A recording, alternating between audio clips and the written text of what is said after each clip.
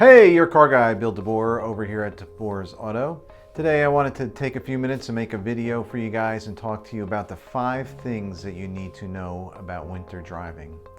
So number 1 is traction. Obviously, having a good set of tires on there, preferably winter tires these days, makes all the difference for your car, having the traction to go in the snow and ice. And even when the roads are clear on those very frigid days, the rubber compound, if it's not a winter tire, will get very hard and your traction degrades quite a bit.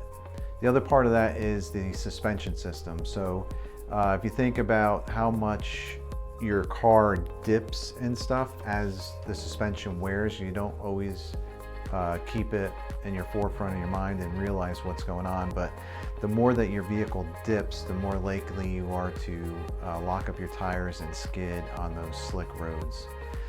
Second thing is visibility. So with visibility, there's a few things. There's wipers. Obviously you want to have a good set of wiper blades on there, something that can clear snow and ice. The lighting of the vehicle, it's very important to make sure that all your lighting is working properly and that you have good high beams living out here in the country, that you can see those dark country roads at night. And then washer fluid plays a big part in that too. So making sure you have a good concentrate in there that won't freeze when it gets really cold, and maybe something that even helps to de-ice the windshield too. Goes a long way for visibility.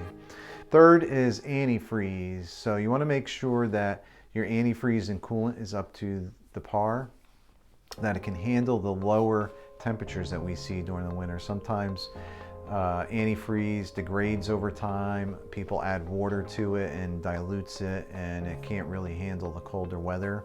And then with that, the second part is people get a lot of no heat complaints because they don't have the proper level of antifreeze.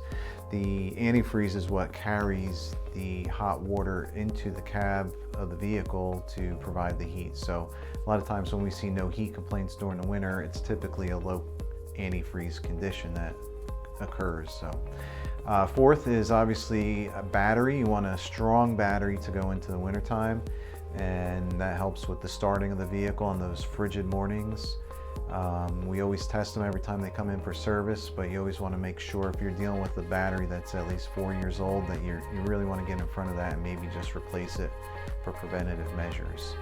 And lastly, the fifth thing is to have a safety plan in place. So you want to make sure that you have a safety rescue kit in the vehicle with you, maybe with some blankets to keep you warm, some flares to put out in case you slide off the road, maybe a safety chain or something somebody can pull you with. And the other thing is to make sure that you have a good, reliable towing partner like AAA that you can call in as a backup should something happen like that. So for more tips like this, head on over to www.deboersauto.com and check us out there.